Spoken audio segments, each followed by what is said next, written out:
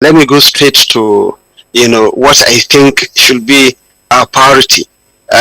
If flooding is a recurring phenomenon, just like the president of the NMA has mentioned, then we should have in place mechanisms to be able to mitigate the impact of this flooding as an emergency. There is such a plan, and both the Nigerian Center for Disease Control, NEMA, NIMET, Ministries of Health, Ministry of Human Resources, Ministry of Agric, Ministry of Environment and Water Resources, all of them, they have this comprehensive response, preparedness and response plans.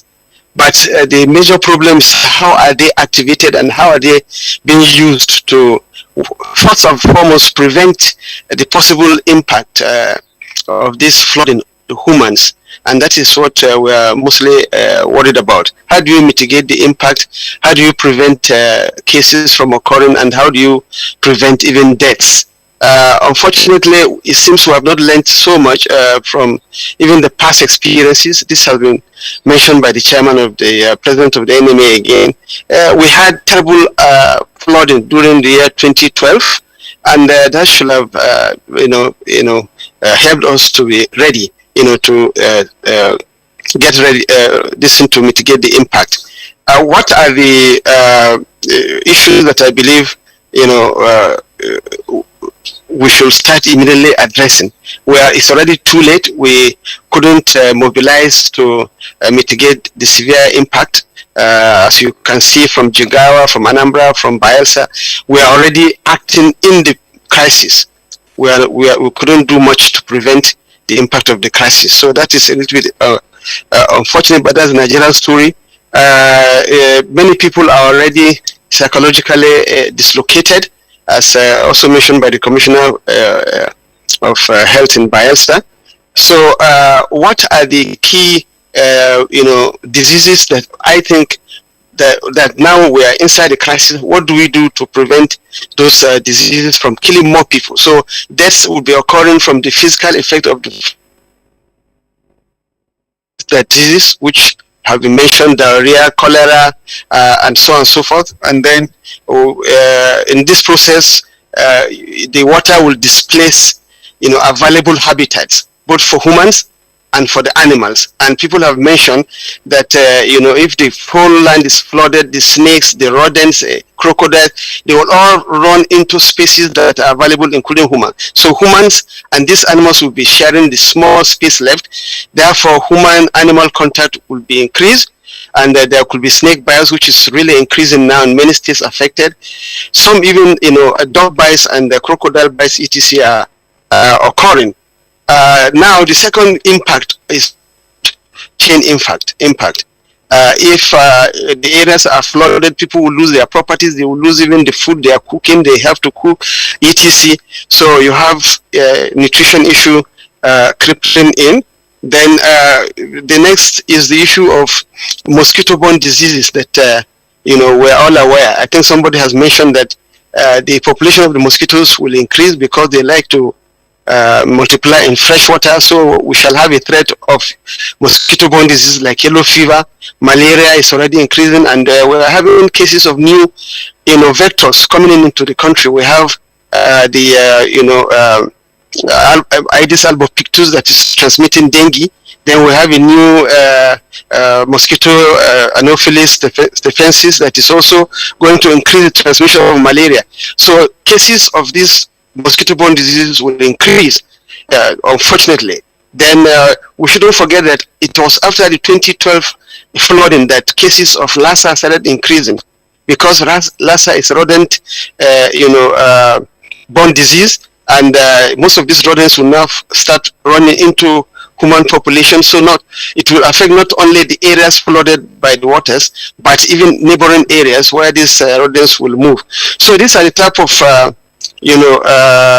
diseases that we should think about immediately. But I can assure you that the real problem will come when the water starts receding and humans start coming back into their habitats. That is the time we shall have even bigger problems, which maybe I will talk about later. Let me allow others to talk. Thank you for that. You actually told us, some of the issues that we're likely going to face. Dr. Abuja, I'd like to come to you now, and I'd like us to narrow it down. We've heard from all our guests this morning, the health implications, mental illness, waterborne diseases, and all of that. Let's narrow it now to children, especially those under 5. We know that routine immunization at the moment will be stopped in these states. We know that they are exposed at the moment because, they are in crowded places, the weather condition, and all of that. What is the health implication, especially for these children, that, their immune system is not as strong as that of adults and all of that? What should we be looking at for children right now? I'm glad that the question you asked the NMA president was the alarm they raised. And this is exactly the issue, the same question that you're asking. While we worry about the general population, our focus is even more on children under 5. And the problem with them is the fact that, 1, they are very vulnerable. 2, many of them, especially the newborn babies and so on, are still being vaccinated against prevailing diseases. And focus, our priority as far as health is concerned, should be on this group, the vulnerable group, the most vulnerable group. Everybody at this point in those places is vulnerable, but this group in particular is. And let me take the immunization issue that you're talking about, that somebody mentioned earlier. If a child is being vaccinated against a certain or some diseases, and all of a sudden there's a disruption of that series of vaccinations that the child is supposed to have, it means almost that child has not been helped at all. That disruption can be worse than even started sometimes, like in the case of polio that we've had before. There have been cases of polio disease recently, or in the last year or 2, that were because of vaccine-related issues, which we cannot go into now because of the time that we don't have. But the essence of the question is, we will focus more on children, their needs, malaria. Children cannot handle those water. Somebody mentioned, and Professor Nasidi mentioned it too, our worry right now is what is going on. But from the public health point of view, our worry is not only just what is going on. What is going to go on after this flood is even worse. The chemicals that have been dissolved in water that people are drinking, we don't yet know the effect that it will have in their system, their kidneys, their livers, and so on. We have to worry about that on a long-term basis. The feces that are floating around and people are drinking water with them, because they don't have any other source of water. Some of them can result now into diarrhea and dysentery at the moment, but there are also long-term issues like hepatitis and others that we have to worry about. And so the problem is enormous. The risks are great, and therefore we really need to worry. And let me say this, I'm glad, and I want to thank NTA, that you brought commissioners from different states into this conversation. It is good that they're hearing themselves, and wherever they need help or where they are not doing the correct thing and they listen to their colleague in another state doing something better or different, they would learn from themselves. We need to understand that there is a great need for coordination. NMA president pointed it out. The Ministry of Health, the Ministry of Works and Housing, the Ministry of Environment, the Ministry of Disaster Management, and so on. Everybody has a role to play, and these are all interwoven. A healthy person, quote, healthy person is healthy because he has good housing, he sleeps well, he eats well, he thinks well, and if he's sick, he's well taken care of. When all these or some of these are absent, you are no more healthy. Therefore, my advice, 1, let there be good coordination between the ministries, not only at the federal level, also at the state level. Point number one. Point number two, if we have not been learning our lessons, let's please try and learn now. 2012, 2015, 2017, 2021, last year there was flooding. Not as bad as this year, but there was flooding last year. Let's learn to prepare. I'm glad to hear from Bayelsa that they have small packages now that they give people. Those are the kind of things that we should be preparing. If every place is flooded and you cannot drink the water that is around you, is there a possibility that there are parks that are already made and inside this park there's water, there's biscuit, there's medicine that you can give to somebody in the IDP? Those kinds of things are things that we should be discussing. But let me also go back to the commissioners in the states. There must be now a very serious attention on record keeping. We want to know from the public health point of view, a year from now, 2 years from now, 5 years from now, we should be able to look back. In 2022, there was a lot of flooding. What happened? How many people had diarrhea during that period? How many people had dysentery? How many people had malaria? How many deaths did we record? How many people were depressed because of the psychological impact and so on and so forth? You cannot have this information if you don't keep record now. We want to know what is happening in every state, and I'm very glad to the NTA, particularly grateful to NTA, because the questions you pose is what is going on now. We want to know how many people are dying, so that we'll be able to compare this period between August this year and October now of this year. Let's compare it with last year. What is the difference? And if there's a difference, is it due to flood? And if there's no difference, why? Is it because we've done so much to mitigate or to handle the problem in such a way that there was no impact? We cannot do this, we cannot know these things if we don't keep good record. All right, Dr. Isaac Abuja, thank you very much there for the points that you have raised. Let's return to the head of the Jigawa State Public Health Emergency,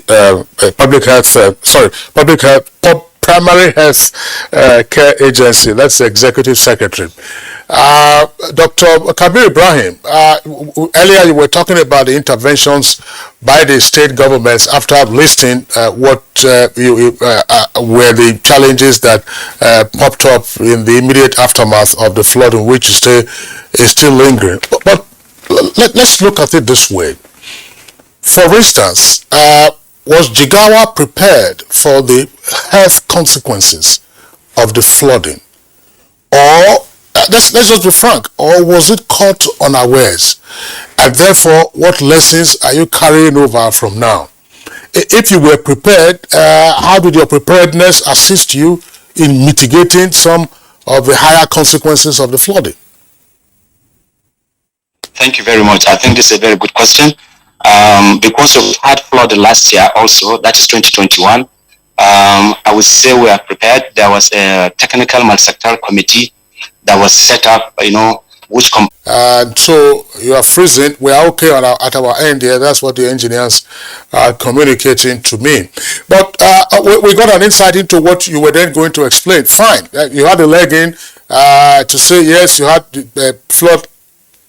All right, Dr. Kabir, I understand you're back online. Yes, please, I am. Can I speak, please? I can hear. Yes, please, go ahead, yeah. Okay, so what I was saying is that we're prepared because we were also challenged by this flood last year, 2021. And we came up with a multi-sectoral technical committee that comprised people from health, nutrition, social protection, water and sanitation, basic education, information, environment, and women affairs. These people were actually meeting on a regular basis in anticipation of what will happen the years to come. Last year in 2021, we were ravaged with this kind of flood, and we had a large number of people that came up with cholera. We had to do vaccination. We vaccinated over 1 million people in the places where the instances were worst hit. So in preparation for 2022, perhaps it may come, there were so many issues that took place within that sectoral setting. We did what you call risk assessment, and we started intervening in places where we're expecting these instances to actually happen. And I'm very glad to say that, in 2021, we had over 20,000 cases of suspected cholera cases. But here in 2022, despite the huge number of position interventions, health education was going on, and people were brought into understanding that this is a possibility. In addition to that, the state government set up a very high-level central committee to look at flood in the interim, on the medium term, and also on the long term. That is actually, that committee is, the members of that committee comprise most of the people of the State Executive Council, and there were clergymen from all social strata of life in the state. So these people actually been talking and been meeting several times to look at the people that were affected. We did detailed assessment on the technical aspect, looking at all these subsectors I'm talking about. What are the health issues? What are the social protection issues? What are agri and environmental and all that? And this committee is being fed into the actual circumstances in place. And there have been also resource mobilization subcommittee within the central committee to really look at how we can mobilize resources within and outside the state to support people who are actually affected. Right now, there have been a lot of interventions that were deployed by this committee, including cash transfers, including provision of basic supplies, medical supplies, food, and like people have been talking about, blanket and other things that are actually needed on an immediate basis. But probably more importantly is also the deployment of a long-term measure to look at the path which these waters actually pass when flood is coming into those areas that they're actually affected. We're looking at the possibility of damming some of those waters. We're looking at the possibility not only damming but also maximizing the product of the flood itself.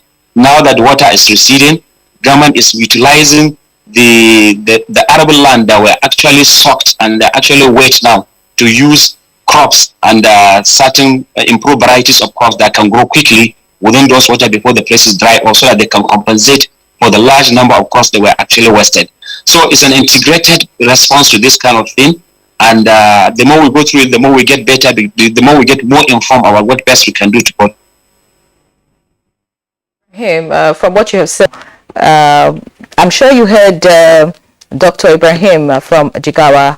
Anambra State, you experienced this flood too, like you already told us and all that, and the health implications in your state. Were you prepared? And thank you so much. The truth is that Anambra has been frequently a flood-affected state. So we were actually in the Ministry of Health and the state SEMA, works, power, and the health education aspect. We actually prepared, but the truth of the matter, this particular flood, we are overwhelmed at the process continue, because it's something that used to occur in 5 local government. Now it's stretching to almost 9. Yet again, another phrase there from Dr. Afam Obidike, Commissioner for Health in Anambra.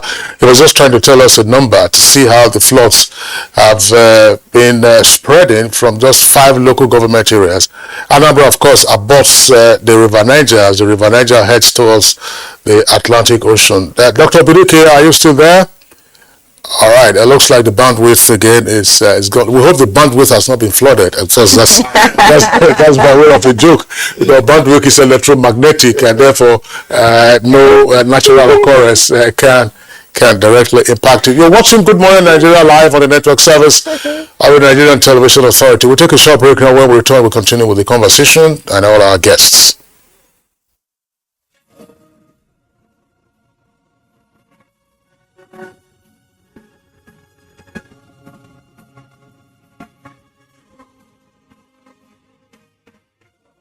We are all Nigerians. Against all odds, we shall and must remain united. We may have our challenges, our problems, and setbacks. However, together we shall overcome them all. What doesn't break us shall make us stronger. This is the mindset that shall bring peace, progress, and prosperity to our beloved country. Do not let tribal and religious sentiments govern how you think, act, or feel. Don't be influenced by those who want to destroy our precious national unity. Everybody who's a Nigerian is your brother and your sister. This is the mindset of the new Nigeria. It is also the mindset that we must all adopt. Let us support each other in creating the Nigeria of our dreams. This message is from the Nigerian Television Authority, NTA. Operation Wild Punch covers Kaduna and Niger states.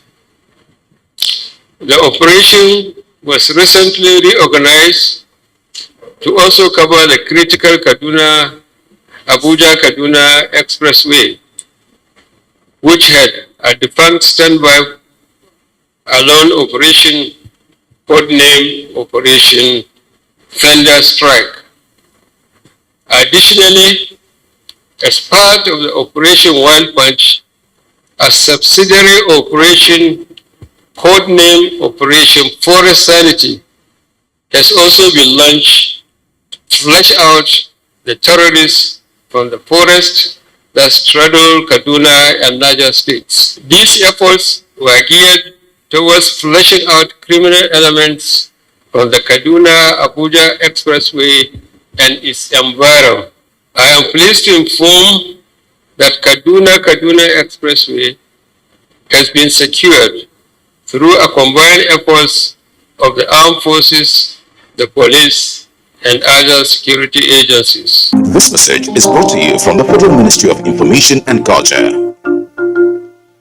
Nigerians, elections are here again. Let us shun violence. Let us play the game according to the rules. Do not be a thug. Say no to violence. Let's rise and defeat violence, crime, and sabotage against the peace of our nation. Nigeria is the only country we have. We must do everything to keep it united. We must avoid any act that promotes hate and disintegration. Say no to separatist movement, terrorism, fake news, hate speech, religious bigotry, and any act that tends to divide us as a nation. Watch out for strange gatherings and suspicious movements. Restrict access to sensitive documents and data, the disclosure of which may damage national security. Educate your staff and family, particularly on measures to safeguard information and report security breaches. Apply relevant legal security guidelines to protect yourself and your neighbors. Due to misinformation and wrong choices, some idle persons resort to vices in their greed to get rich quick. They resort to kidnapping, killings for rituals, and other heinous crimes. Avoid wrong use of the social media. Before you broadcast that false message, think twice. Ask whether it will promote peace or violence. For safety at home, still be security conscious. Educate your household on safety tips. Report all suspicious movements and persons to the security agencies nearest to you.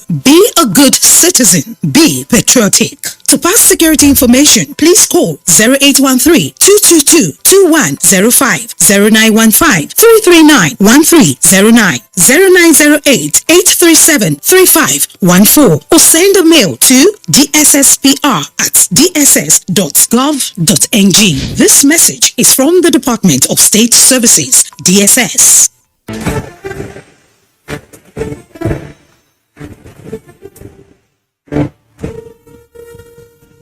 Finally, the hero of Nigeria's democracy has arrived.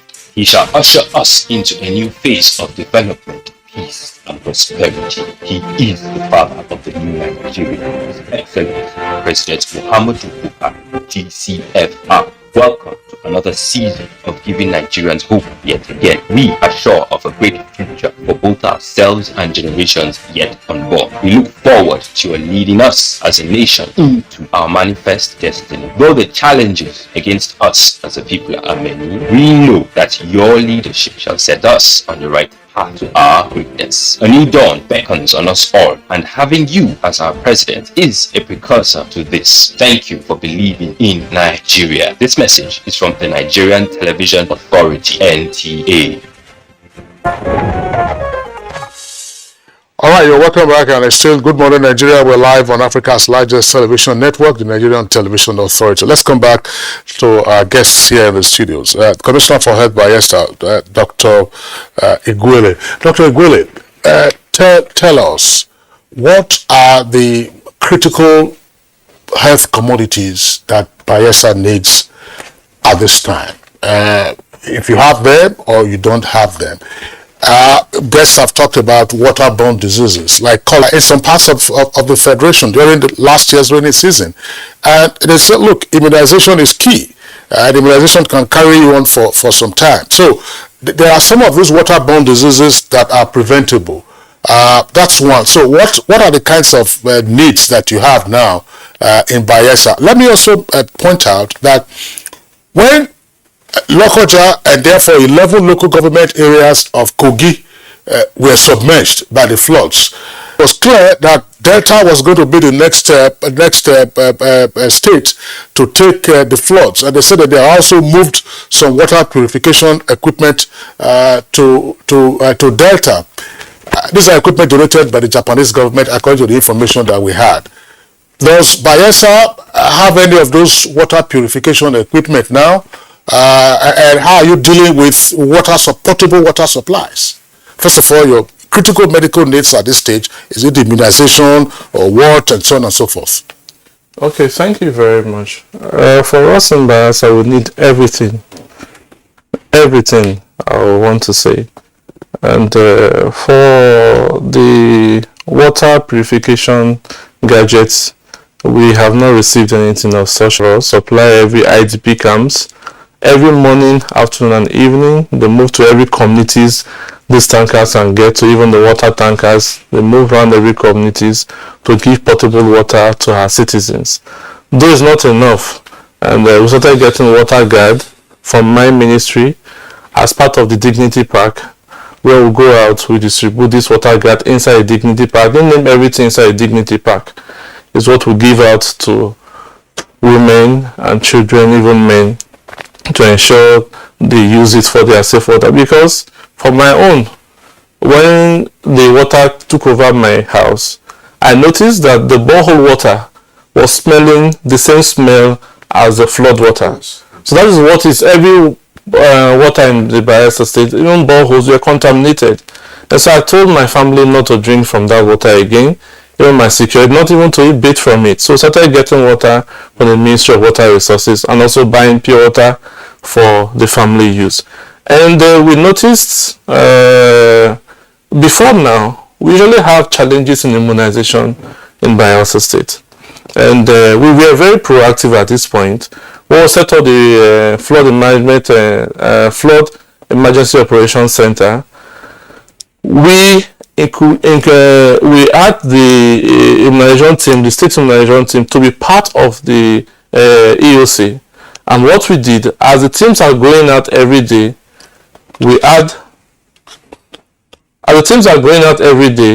the immunization officers at the various communities where we have our health facilities, those health facilities that were not submerged, we sent out the vaccines to them, and those mobile team, we were doing outreaches.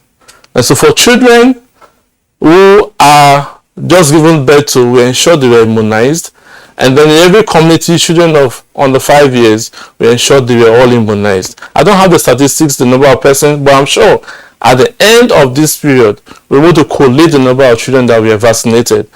Every morning, 9 a.m., I'm sure our team will be preparing to meet every 9 a.m. to review the statistics of the previous day and then what is ahead of us. Okay. Well, cholera vaccination?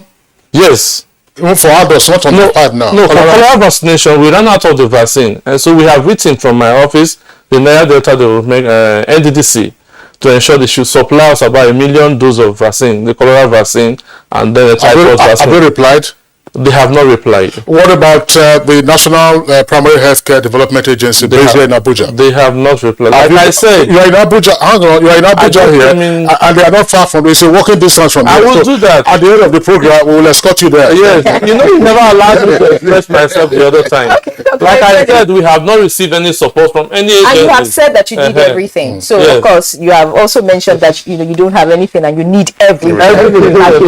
And of course, talking about needing everything, you talked about getting pure water or sachet water. In a situation like this, you wonder if the pure water is actually pure that you're buying, because well, let's just hope that they're actually doing what they should do when you get to buy that sachet water. But thank you so much for letting us know the position of Bayelsa. You need everything, and I hope that you get what you need so we can prevent this situation. I'll quickly go to Dr.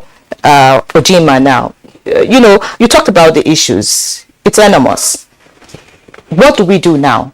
How can we prevent the epidemics that you talked about? How can we reduce, the magnitude the health challenge?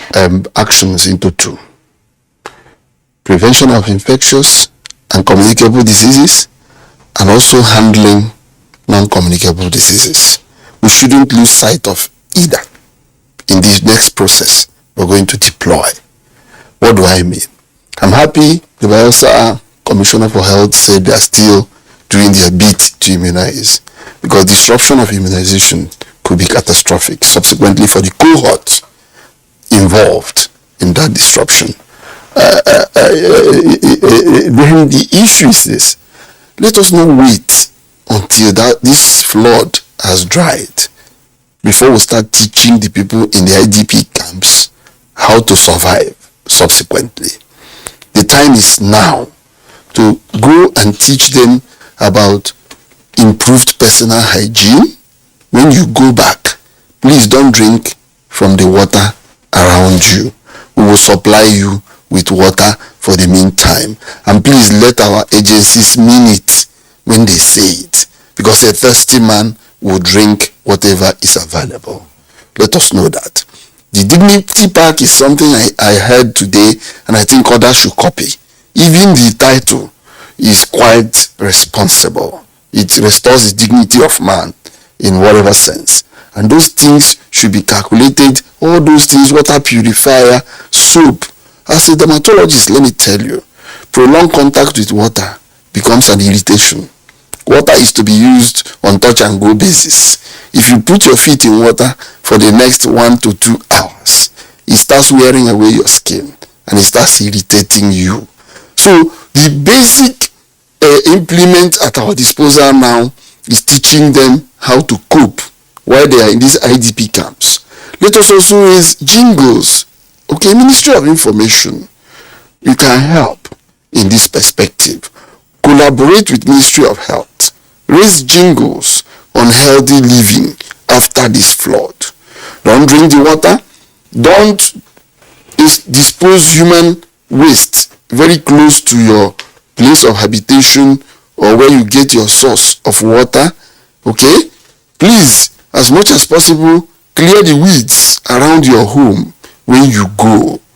Of course, government should intervene with fumigation of these homes when they finally could be recovered. Fumigation against snakes and of course insects like mosquito and stuff like that. And let it be known that once the flood dries, please don't discharge them immediately. Give them a week or more, with which time our agencies should be able to comb those areas that have now emerged from the flood to make sure they are habitable. Because if we just leave them to go, it will be disaster. And then also let us also look at the non-communicable side. When you still go, please find out those that are hypertensive. Find out those that are diabetic in those camps. We can help by replacing their drugs. At least those ones will not be a problem if they continue taking the drugs they are on until they can see their doctors once again. But mass education, mass information is vital. While we prepare for vaccination against cholera and the other yellow fever and the other infectious diseases. But people that are well enlightened on how to prevent these problems will go a long way. It's almost 50% of the solution to the problem we are going to meet. So let's not wait until the flood has dried. Now that they are depending on you for water and food, please use the same opportunity to give them health education. That some of the states are also receiving could be deployed for purposes of public information and public enlightenment. Oh, definitely. It's not something that you would expect to come from the center. I agree with Just do it right there with it. The national emergency response to the public health burden arising from the floods. For instance, by the National Council on Health convening an extraordinary meeting. As I had mentioned earlier, it's very important that we shouldn't ignore the lessons learned. If we want to prevent severe impact, Then, as some of the speakers had mentioned, lessons learned is so crucial and so important. And of course, following this, you need your short-term plan and then long-term plan. And from what I have seen, I've been following the flooding. I've seen that, to be frank, the federal government alone cannot do it. The governments of states alone can't do it. There's need for public-private partnership, and I'm happy that during the 2012 experience, there was a Dangote committee set up by the then President Jonathan, and they worked very effectively with the government.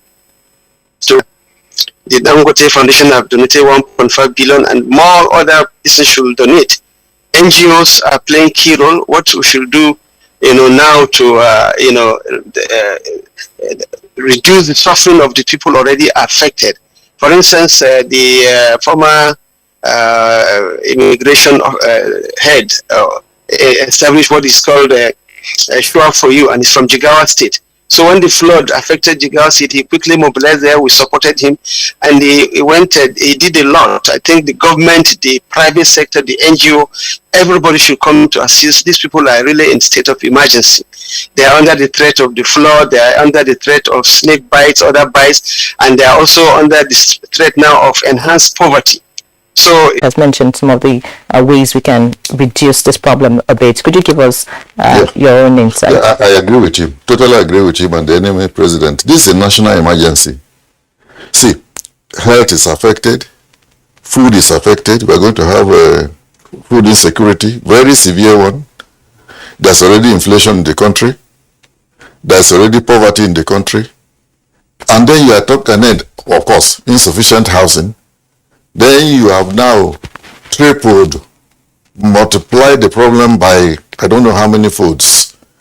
If I am Minister of Health, for example, the first thing I will do now, I will make sure I'm in constant communication with all the commissioners. And as soon as I have the opportunity, I will call a meeting of all of them. Which is the Council of on Health. Yes, that's what we're talking about. I will ask them state by state, with all the commissioners present, to review, to tell us, to give a report of what has happened in their individual states with statistics. And that's why I'm talking of keeping records. But now, I'll bring in also Minister of Environment. The environment has been polluted in those places. Ecosystem has been destabilized. Now, every time you disturb the ecosystem, a lot of things happen. Zoonotic diseases begin to go up. And we're going to see some of that. Now, the things that every human being need have now been distorted. Therefore, for me, at this time, it's a national emergency. And there should be a coordinating ministry. And since me, personally, I'm from the health sector, I would say, if I were the Minister of Health, I would take a lead. Because no matter what you do, or no matter what you say, yes, housing and all, the most important thing is survival. And it is health. And therefore, we should be prepared. We should think of how do we supply water during floods, for example. How do we supply medicines during flood? The NMA president mentioned chronic diseases. It's not a small issue. Somebody who has diabetes, somebody who is diabetic, who has diabetes, somebody who is hypertensive, who is taking drug on a daily basis, you disrupt the intake of his drug because he doesn't have access to that drug for a week. The consequence can be very serious. And therefore, one, we need to I don't know which ministry, the federal...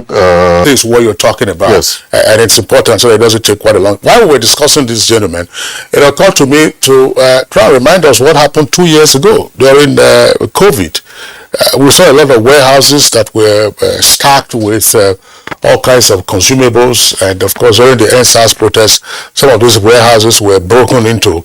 And people helped themselves to that. Is it to say, for instance, that those supplies that came from the private sector Some of them were, most of them were by way of donations. That's what Professor Nasidi was talking about. Are the warehouses now plain? Have they been emptied, or have the goods or consumables they supplied, have they been exhausted? Have they expired? Can we reach out? Is there any fund lying somewhere to deal with some of these emergencies? So, gentlemen, we are unable to bring back the Anambra Commissioner for Health. We understand that the Zoom connection is still not strong. Dr. Kabir Ibrahim Jigawa, the Executive Secretary of the Primary Healthcare Agency in that state. Let's get your last take on this matter. We have to have a number of proposals now. Get your data as you are responding to all of these issues and you are confronting fresh challenges. Lend a voice, for instance, to the convening of an emergency Council of Health meeting and all others. What more would you like to say briefly? Okay, thank you very much again for having me. Like I said, the data issue is a very valid point. We need to look forward and seeing the trend of known diseases and also the emergence of unknown diseases. We've had communication with so many aliens in our own environment that, flooded water has, brought them into our communities. It's likely that we may be seeing things that we are not even familiar with. So I think we need to watch out for this. And then we need to also have a long-term effect to make sure that these kind of things are arrested within the couple of years to come. Thank you very much. Thank you so much, Dr. Kabir Ibrahim, the Executive Secretary, Jigawa State Primary Healthcare Agency. Thank you for joining us, and good morning, Nigeria today. Who joined us from Abu Dhabi. Thank you so much, Prof, for your time. We appreciate you. All right, and also Dr. Afam Obidike, the Commissioner for Health, Anambra State, who joined us. I'm sure, he's there. Thank you so much. Because of time, we cannot, continue, but I'm sure that you would have an opportunity some other time. Thank you, Dr. Obidike, Commissioner for Health, Anambra State. Right here in the studio, we want to thank Dr. Uche Ojima, the President of the Nigerian Medical Association. Thank you so much, sir. And we hope that your association would also help in containing, whatever problem that we have. Already deployed. Okay. We have had many outreaches. All right. Especially in those states affected. Okay. Giving our little, as per help, free medical outreach, and also giving them some relief materials. We have done those. That's great. Thank you so much. We'd like to see more of that so we can actually solve this problem. Thank you so much, Dr. Isaac Abuja, a public health specialist, for joining us and for your insights on Good Morning Nigeria. Last but not least, Dr. Pagbara Newton Igwele, you need everything. We hope you get everything. Commissioner of Health, Bayelsa State. Thank you for joining us. You're welcome. That's Good Morning Nigeria for us for today and indeed for the week. We'll take a break for the weekend. I'm back on Monday, same time, 7 o'clock in the morning. Until then, as I always say, look after yourselves, enjoy your weekend, and Kingston. And I am Ian Ray John. To have a great weekend.